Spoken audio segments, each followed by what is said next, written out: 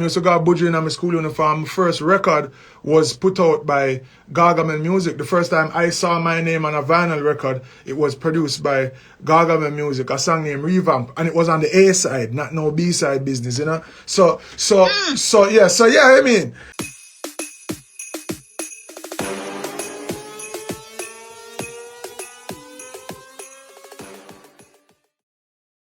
Who started there? Seetyah, don't kill no more. Don't kill no more. Tired to see dead body lay down on the floor. Greetings for your advice. You see the image, you don't know, so unique one scene. Yeah, man, I represent for Seetyah Entertainment. Maddest Entertainment worldwide, global. You understand? You can check out Seetyah Entertainment on Facebook. Check them out on YouTube. You can also follow them on Instagram. You understand what I say? Yeah, man, Seetyah Entertainment is where entertainment live. See? If you haven't already done so, follow us on Instagram. Remember to give this video a like. To be a part of the Seetyah squad, subscribe and hit that post notification bell so you will get our latest video updates. What was it like for Jeffrey Campbell growing up in Kintyre, St. Andrew? Alright, so the first part is that it wasn't exclusively in Kintyre. That's where I live primarily with my mother, my older brother and older sister, being the wash belly for my mother. But you know, my father lives in St. Catherine, and you know that's I'll be between both places, and you know, in the middle of 9 for my father, and so yeah, it was very festive, you know, weekends and holidays and thing, and you know, my father have like a farm and things, so you know, tie out goat and feed pig and feed cow, and you know, all of them things that was a part of growing up, and you know, and also, you know, just you know, learning to do things about the place, you know, build this and nail up that, and you know, them kind of thing, which is, you know, part of what I'm very much you know, involved in and passionate about, and at this time, yeah. So, being the wash belly for your parents, did you get Not for my preferential parents, so my mother. treatment for your mom? Yeah. So, finish the question. If I got what? Did you, if you got preferential treatment? Because you know how mommies are, you know, with the last one, everything is for the last child, wash belly. Put it this way, you know, everybody have their own perspectives, right? So, from where I was standing, it never seemed so. So maybe if you ask my brother or my sister, they might have a different account. But you know, it was. You know, it was, and I have nothing to complain about, you know.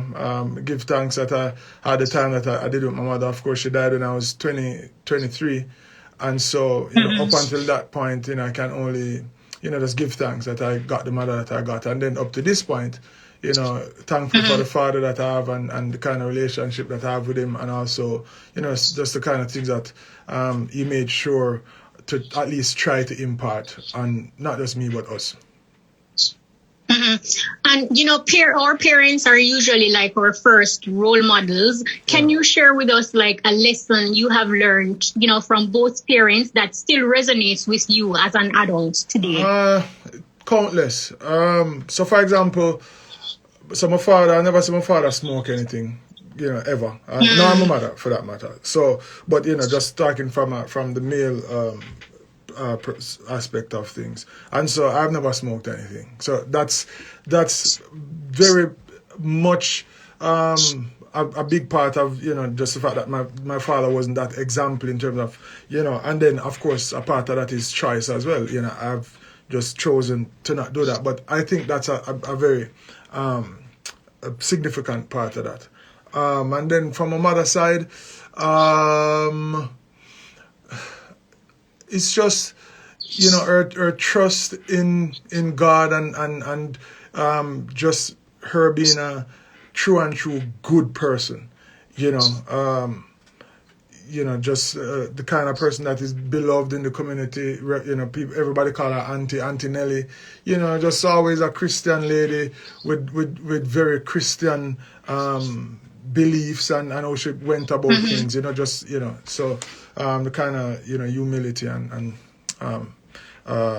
willingness to help others and give of what she don't have. And you know, this is the kind of thing that, you know, you hear so often, but I mean, you know, literally just giving what you can, and sometimes it's not material or monetary. It's, you know, it's time, and it's you know, a listening ear to someone, you know, them kind of vibes there.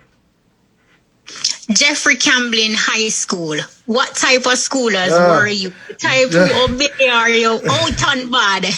What type of student? I've been the, well, you know, for lack of a better term, I mean, it is what it is. I've been no, I can't say it. No, my mouth can't say it. So I've been the jovial one in the class. Let's just say that. Yeah.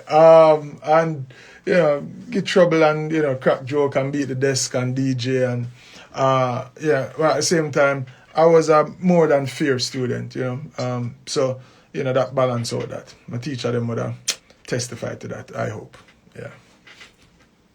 Now, after high school, you did sixth form, and according to my research, your dream at that time was to go to college to pursue a degree in mass communication with focus on journalism. Yeah. But your career in music started at 17. So take us back to this moment when you traded mass comm for music. All right. So the recurring theme was making sure that you actually love what you're pursuing. So, you know, so my love, as far as it was at that time, was definitely music first, and I also loved architecture. So I was thinking about either one, but then because I kept saying, yo, whatever you love, you know, you pursue something in that. No, at that time, you know, once again, loving music, I figured if I wasn't going to be on the stage myself or, you know, being interviewed, then I could be conducting the interview. So, you know, I'd be on the other side of the microphone. So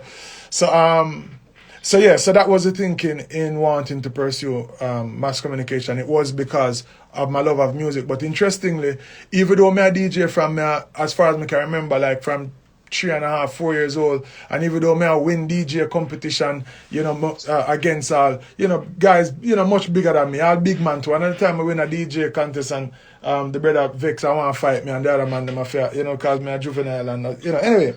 But even though all of that was happening, I still never felt like I could, you know, like be an artist because, you know, it's somehow reserved for, you know, there's some alien type of special people that I used to look up to, like, you know, Professor Nuts and Stitchy them and, you know, Papa San and things. So, yeah, so even being in high school and beating the desk and I win clash after clash and a DJ a barbecue and a mash up the place, I still felt like it was, you know, somehow reserved for, you know, some different, yeah. So what gave you the courage? Because, you know, you're thinking that, boy, this is something that you could do, but like you say, you didn't see yourself on the stage doing it. What actually propelled you and motivated you to take the next step? Well, again, even though something was telling me that, no, man, you know, clearly it's, you know, it have to be some special something.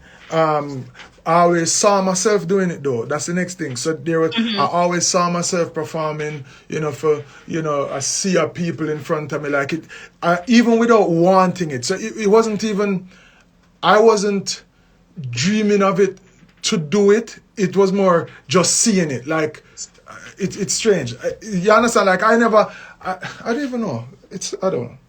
I saw it, but I really feel like, no, I guess everybody dream like this. So, you know, just like how when World Cup time come around, you dream about scoring the winning goal in the World Cup. You know, I'm not a baller from nowhere, but, you know, you can. So, you know, I think I used to think that it was the same kind of thing. But how things turned into me thinking, so yeah, you know, I'll do something else, into me going to the studio is just a series of events that, you know, when people say I did just say it for go, you know, warfare, just, you know, them kind of vibes there. Literally, I was giving my music away and it turned out into meeting Spragga Benz and him introducing me to Donovan Jermaine and be like, yo, Jermaine, that you want DJ film summer holiday. Because I was in lower six at the time and, you know, for the summer before upper six, that's the first time I set foot in a recording studio, and that's when I met Jermaine and I met Spragga for the first time right there. So, and then from there, you know, that entire school year was me going to studio after school and, you know, things like that, and then that was 2000, and then by 2001, you know, things start going. So it was yeah, it was just like, I don't know, very interesting.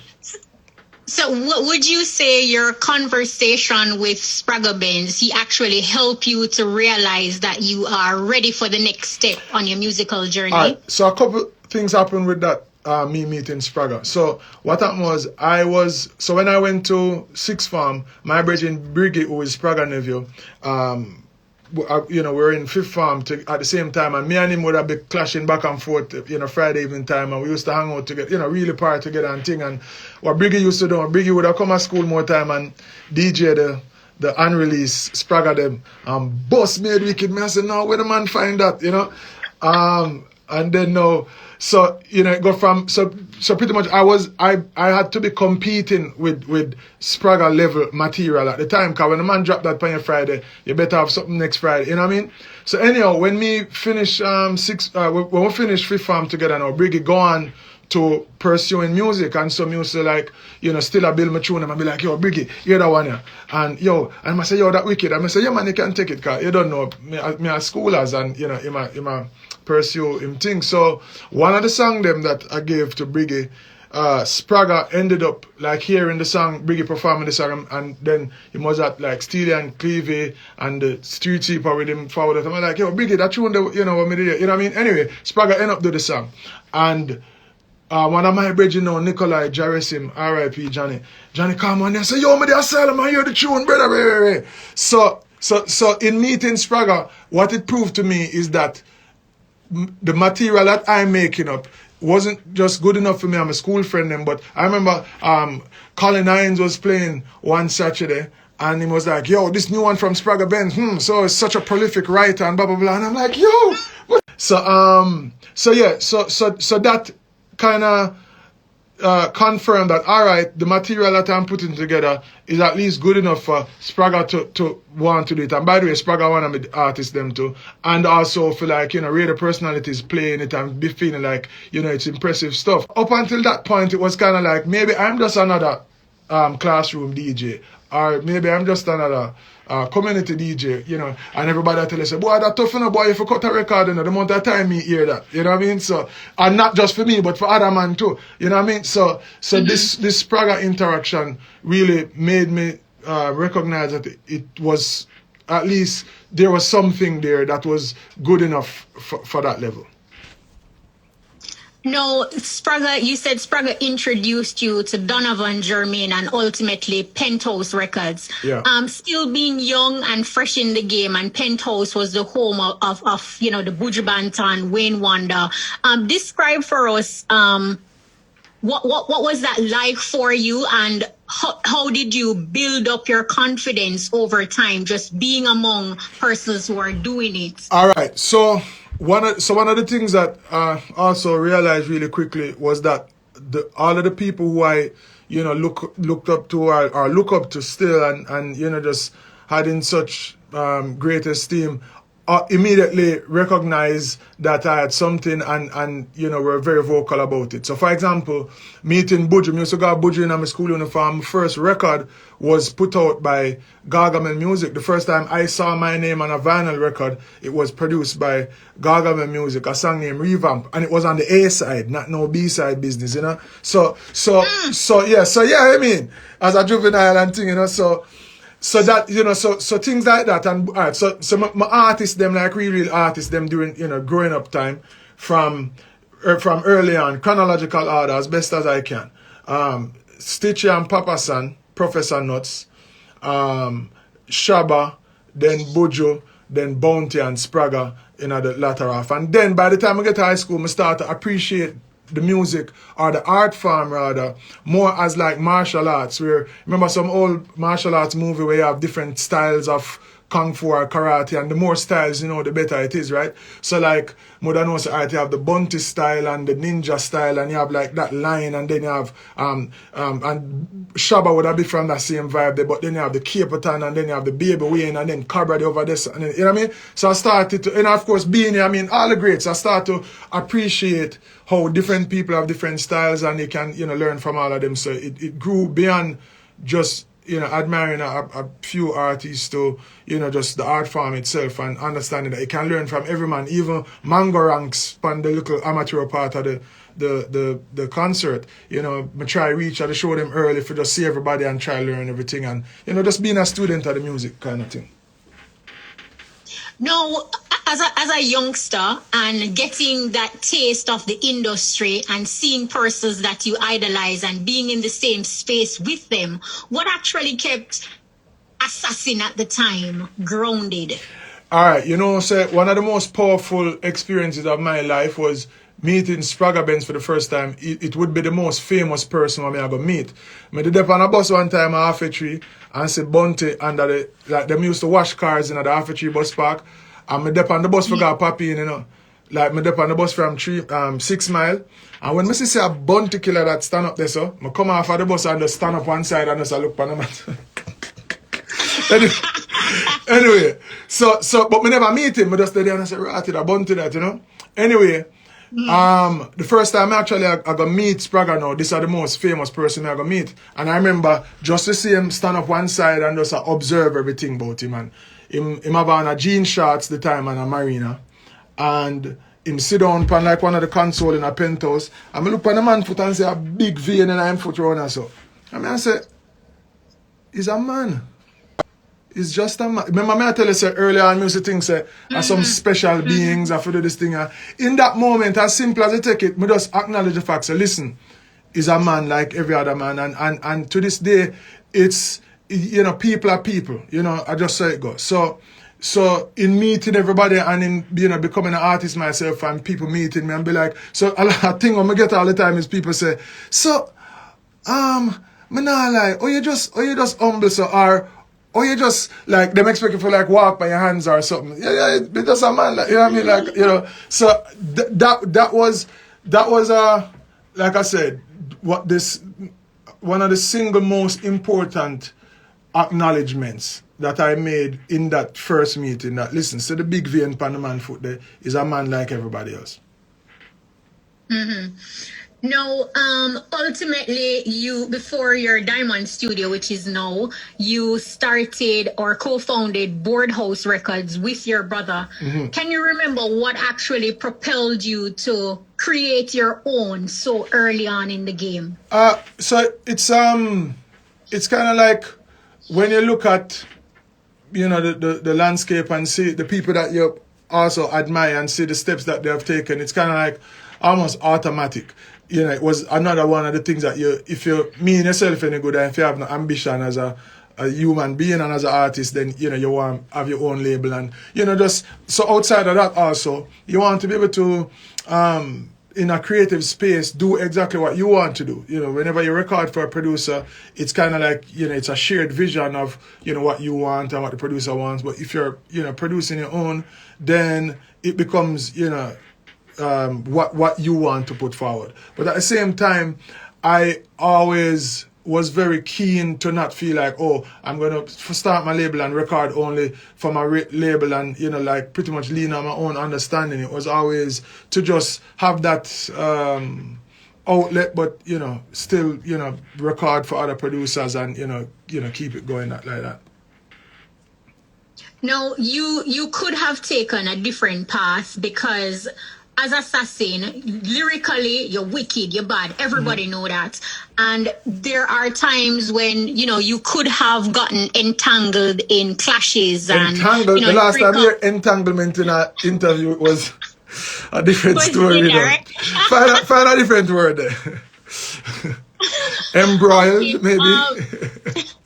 Perhaps, but you could have gone down that lyrical path, exchanging, you know, jabs, musical jabs. Yeah. What actually prevented you from taking that path? And, you know, did you have somebody who sort of mentor you to say, you know, this is not the direction? So it was a couple of things. Of course, at the time, I was very young. So, you know, you're kind of more...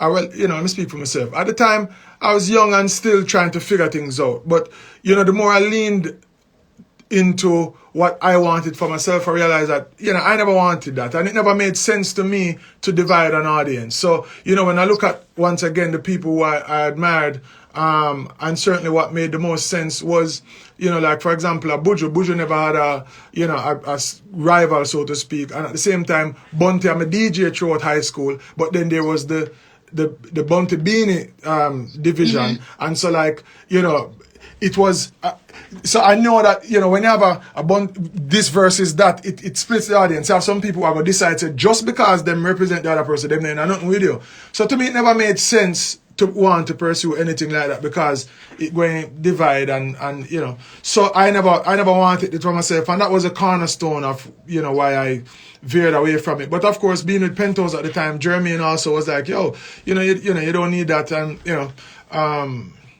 and then on the next side of it too, I realized that it doesn't prove anything. No, 2005 was a bittersweet year for you. You kind of alluded to it earlier.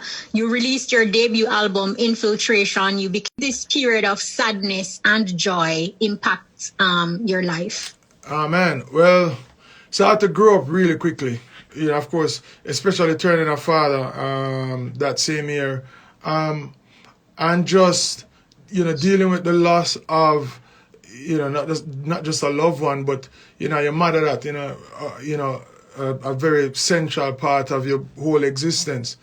That with everything that was happening at 23 years old, it was time to just listen, deal with it. You have to, especially with now being responsible for a child myself. You have to just get up and get on with it. So I was very deliberate about learning how to deal with that, and as a matter of fact, that's how the whole agent thing started, because at the end of 05 going into 06, I wanted to like inspire myself and rejuvenate my whole vibe and things. So so I cut my braids off the day actually after my mother died, and I decided that Agent 006 for the year 2006 would be that kind of alter ego that was gonna propel me through this tough time.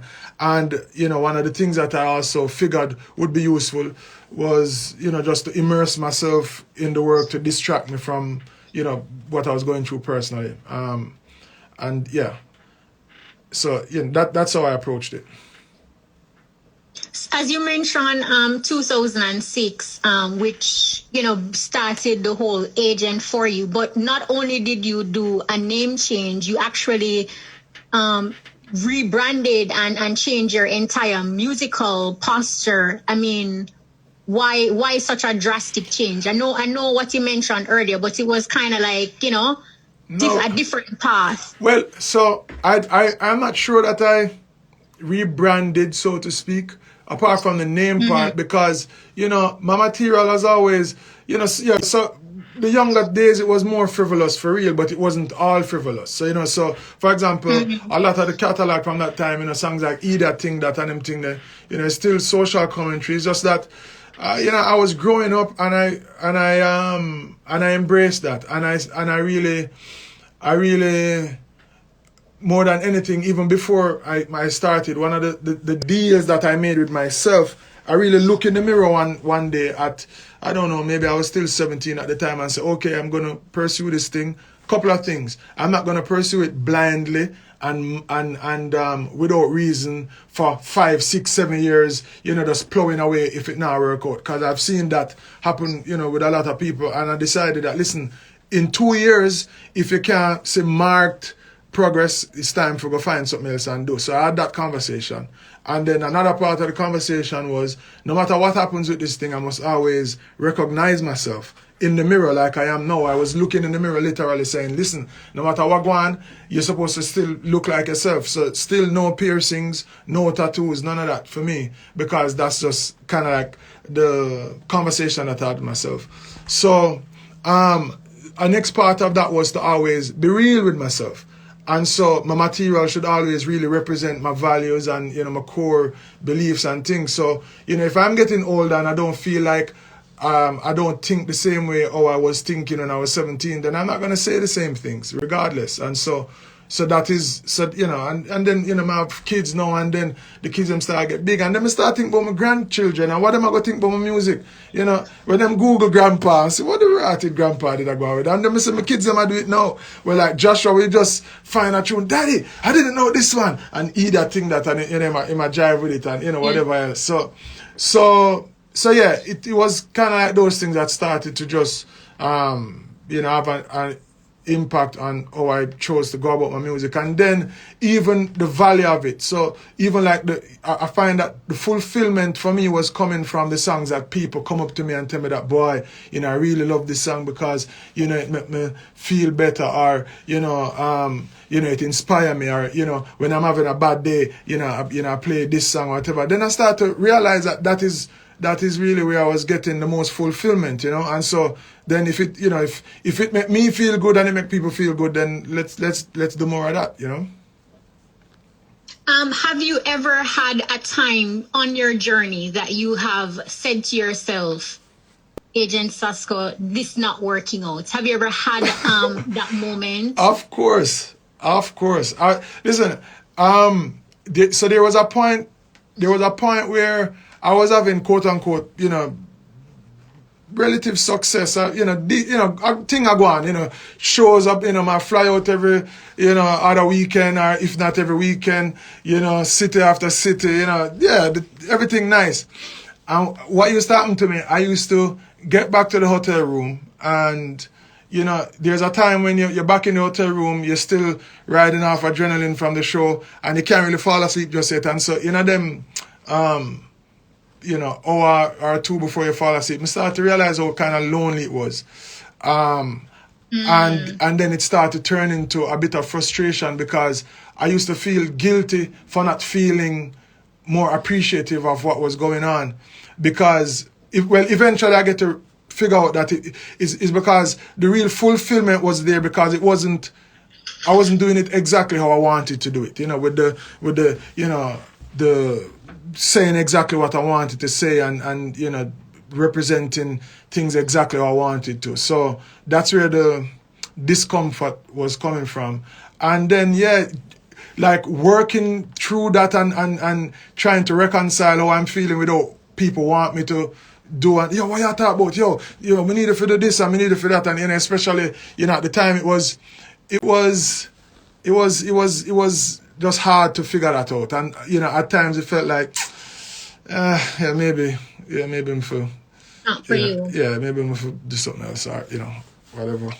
Like I say, feeling like, all right, yeah, you know, I'm making some noise, but it's a different kind of noise I want to make. You know, them kind of way there. So I think that was really where the disconnect was happening. And so it took a little bit of time and work and, you know, support to work through that and to figure out, you know, how I wanted to go about it. And in doing that, that's where all of the fulfillment forward in. And then, interestingly enough, that's when everything just get better, you know. Mm-hmm. Yeah. No, I've heard you said before that hitting 30 was like the worst day of your life. Yeah. What made 30 so bad? So I think I ascribe significance to turning 30 because I was born and my parents were 30. And so I think because of that, it was just a significant milestone, even growing up, like, you know, just having that, you know. And then when I was 30 is pretty much exactly when I was going through all of that I, you know, just spoke about. And then my son born when me at 32, or, you know, yeah, right in this. So, yeah. So once again, it was a lot to work through and process, and feeling like, man, you know, I need to figure this thing out. And then 30 was the middle of, I would say, like a 4-year span of, like I said, just this kind of frustration / depression kind of space that I was in. And my 30th birthday being the worst of all of that. So it could only be up from there. But it took another like 2 years to really like work it out and just grind it out until, you start to see, okay, all right, so this is what I need to do. And, and of course, I can't take all the credit. It's having, good people around me and, my family and, friends and thing, and kind of, help steer me out of that. You mentioned depression, and that is so real. A lot of people go through struggles and depression. Being a celebrity and in the public space, talk to us about your coping mechanism and how you actually maneuvered your way. I know you mentioned briefly the support. I have a coping mechanism. No, I am asking. I'm teasing. I'm just teasing.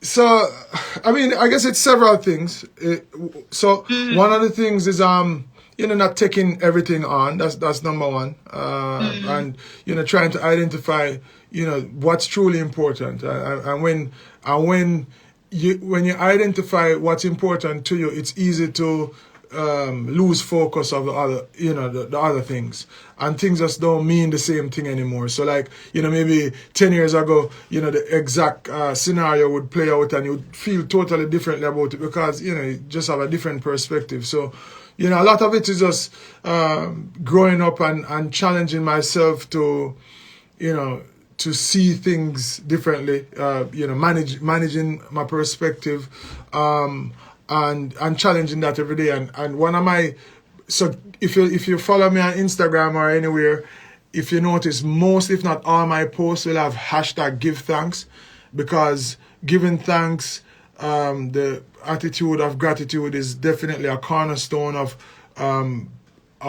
my coping mechanism, to always be grateful. So I spoke earlier about feeling guilty about not being grateful for what was happening at the time. So, one of the best treatment for that was just to acknowledge, being thankful at all times. And you asked me earlier about what I learned from my mother. I think that's the most, the best gift I got from my mother was, she used to always say, you must just, give thanks. And sometimes as a youth, I say, give thanks for what? Like it would be the worst situation and she said, you must still give thanks. So even when she died, one of the things that got me through that whole thing was her telling me to give thanks for it, to still find something throughout the whole process to be thankful for. It's a immediate recipe for feeling better about anything. If you force yourself to give thanks for something about it. All right, I'm losing my mother to cancer. What is there to give thanks about? Well, give thanks I know my mother. Give thanks she's the kind of mother that, they did it for me and, walk up and down and find whatever second-hand book and wrap them over. So Monday morning, you have a book like everybody else, giving thanks for those kind of things. So that's definitely one of the most important coping mechanisms. So massive, if you're going through something or whatever, take out your hand them, see it if you have 5 fingers, 6 fingers, I'm born by the way, well 12, and them take them off. But anyhow, so look by your 5 finger them and just find 5 things to give thanks for, no matter what the situation is. It worked for me like a charm. Best antidote, vaccine now, I go no, yeah, is the vaccine this for all take, yeah. So, all right. So gratitude basically put a lot of things into perspective for you. Now, you've also managed, Sasco, to continue your education, earning a degree in business management. What were some of the challenges you encountered returning to formal education? The only thing was, of course, long distance model, because, it's, and then traveling and doing all of that, and having, a wealth of distractions, so, but, outside of that, it was all right. Now, you have also given us comprehensive projects like, the theory of reggaetivity, Hope River, and we see the work that you put into these projects. We see the effort, the time, the writing skills, the research. How do you handle disappointments or setbacks? You know, you put out a comprehensive projects and you're perhaps thinking that, you know, this is Grammy worthy, or how do you process those kinds of things? Because it is what it is. Yeah, so guess what, man? Know one of the best coping mechanisms, and you know, I come to learn it now and I live by it and I embrace it 100%. Anything that I am doing inside here, this is Diamond Studios. There's no consideration of an outcome. Zero. And one of the things that was frustrating me during my frustration time was caring too much about the outcome, and believing that somehow, you know, you kind of had to tailor what you're doing to what, you know, what's going on or whatever. But understanding that, but I don't want to do that, you know. So the freedom that comes from, listen, I'm going to make what I'm making in here and I'm going to put it out, and come what may, is the best thing ever. Because, you know, you get creative freedom from it. And as I say, it's like give thanks. Why I say it's sell one copy, give thanks. Why I say it's sell 1,000, well, give thanks again. You know, it's just freedom. I divorce the outcome once it comes on to music. No, it's I just doing it and put it out, and, you know, living with the results and being happy with them. You mentioned it earlier, having an attitude of gratitude, and Hope River does give us this type of vibration. What did you learn about yourself in the creation process of this project? What did I learn about myself? I don't know. I think in making that project, I'm trying to, still figure out exactly how I'm to express myself, and still fine tune exactly how to best serve people who care about my music. So one of the things I figured out was you have to slow it down, Bridget. This bagger, you know, DJ fast on the rhythm and people can't really hear what you're saying, then you know nobody wins. So one of the things that I started to pursue in that making that album was to be deliberate about, you know, managing the tempo. So for example, we put your first and second and third, watch your blessings come forth. You can hear the lyrics. It's at a nice tempo that you can hear everything. I said we're winning right now, a lot of space, you know, grateful. How could I not be grateful? How could it, just really slowing it down? So so in terms of like presentation wise, you know, I'm still trying to learn and figure out those things, and that's one of the things that I think came up, you know, through making that project. Mm-hmm. You mentioned winning right now, and this is like a timeless classic hit. It's more than just music. It's affirmation. The video features your family, and it has impacted other families as well. Did you think winning right now would have been such a source of empowerment for so many people? But me just tell you something, I think about them thing there. Mm-hmm. No, you just do it. Yo, you see that? You just do it, like Nike say. Just do it. Just do it. And then what I will tell you though, once again with the attitude of gratitude, you just do it, and then when it forward and it have the impact that it has, then you give thanks. So, you know, I'm definitely very happy to see the way how, you know, it has you know, manifested and just, you know, the way it really move people and continue to do that. And so, you know, I'm happy for that. But, you know, I can't, you know, all right. But so there's two things. There's divorcing the outcome, but there's also sometimes you just feel a vibe like, yo, I think I was saying at the intro, I think I score an offside goal per now one. If you listen to the song good, you hear me say I score an offside goal, which is something I'm always say when it's kind of like, you know, you get where we do one, you know. It felt to me very, very, what's the best word? It felt very natural. It felt very organic. How the beat did feel and how the lyrics did come together. And then Sharita Lewis went crazy on those vocals, the supporting vocals on there. So how everything come together, it feel like, yo, that one I feel like, yeah. But alright, me could see. You know, yeah. So is it safe then to say Agent Sasco's creative process entails you not dwelling on what will sell, but just what feels right? Absolutely, 100%. Couldn't care less. I'm, you know, I think management like hear that still, but you know, it is what it is. Like, you know, but just do it because I love it, and you know, just you know, that's that.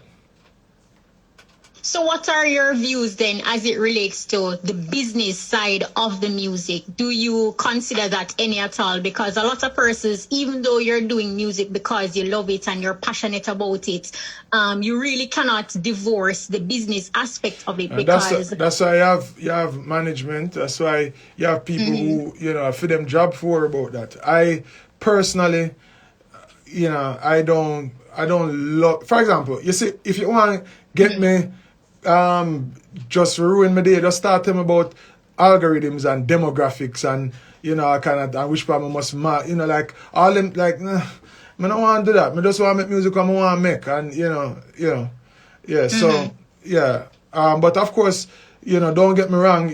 You know, I fully understand and appreciate how important the business part is, and you know, one of the things that you can best do for yourself as a creative is find people who you can trust to manage that part, and it's a double-edged sword, right? Because a lot of the times that's when the, you know, the unfortunate situations of, you know, people abusing that trust that you put in them and thing, and you know, because you know you don't want to do that, and you know you don't want to have to, you know, you want to create, and then you know. So anyhow, one of the things that you can hope for is to find people who will be able to do that for you, and of course, making sure that you also know the business as well. So not doing the business is one thing, but you at least should know it. And I would like to believe I know enough of the business, man, and around. That's a really different perspective, but Yeah. I totally understand having that attitude for gratitude, but then having good business sense is also vital. But clearly you have a team that you put your 100% trust in. No, it's not. No, as I said, if you know what time it is, you know, knowing the business means that you know what is up, and then also to operate from a place of having to go double check and check back everything. That's also a disservice to you and everybody involved. So you absolutely. You say check. Yeah, man, yeah. To make sure so they check them correct, but yeah, it's a balance. And you have to operate in that space of, you know, so you can create freely. Yeah. Now, from backyard to kitchen to modern builder, you have successfully given your family a taste of rural Jamaica while living in the corporate area. Yeah. Explain the fulfillment this brings within your household, especially for your children. There is no word in the English language or any other language that me can think about that can accurately capture what it feels like to plant a tree, watch it grow, reap food from it, and then see it in your plate. Let me tell you something. That it's, I mean, as I said, I can't really describe that. However, you notice me not try keep the vibe for myself. Sharing backyard to kitchen and encouraging people to do the same is because I want people to feel that, you know, fulfillment. And the great thing is you don't need acres to do it. Matter of fact, you don't need no kind of land. If you have anywhere where a bucket can fit or a pot, you can plant something. I must say plant any. Listen, pepper, for example, everybody use pepper in them seasoning for the most part. Pepper can grow in a pot, and it is just rewarding to go know so you did plant a little pepper tree, and you know you fry up something and you can go pick two of them and cut up same time. Trust me, do it. Yeah. But the kids love it, and you know, I learned that whole vibe, of course, especially being at my father's. I say, you know, for go pick soursop, and then you know you see soursop juice on the table Sunday.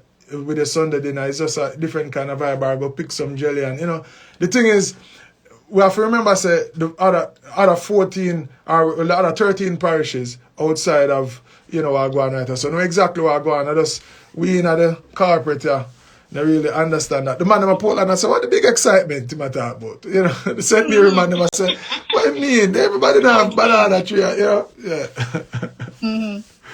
Now we see you through social media consistently building stuff. What have you built that you're most proud of? Every time you see it, you say, no, every single thing. Once again, the attitude of gratitude say you have to give thanks to everything. The first thing me start build about the place was some little what I call it, planter box. But no, it's not planter box. It's just like a little barrier around the young trees of my plants. So like my plant a Suriname cherry and a grapefruit tree. And because me have dogs, and trust me, nothing dog them love do more than destroy things more time, especially the puppy them. So the first little thing me start build was just the little barrier them for, you know, shield the dogs from the young trees. And I love them because, you see, as simple as it is one of the first little things I could have built, but it allowed me to enjoy the fulfillment of picking from the same tree them. So everything is related, you know, so I have to love them as much as I love, you know, the more, I guess, impressive builds that I've done. So, for example, you know, making my daughter room, like, we did an addition of a bedroom to the house, which is AC, my big daughter bedroom, and we pretty much like build it with my hands, you know, like that, you know, that was very fulfilling. But as I say, the attitude of gratitude says give thanks for everything, you know. As you mentioned your children, AC, LC, JC, we get the opportunity of getting some insights through social media platforms. And, you know, we see whether they're feeding the animals or reading a book or just being together or having a conversation with mommy or daddy. It is evident the sort of how much you pour into them. But at the same time, we're never too old to learn. What lessons have your children taught you? Well, a lesson in patience, I can tell you that. But so like Lauren has a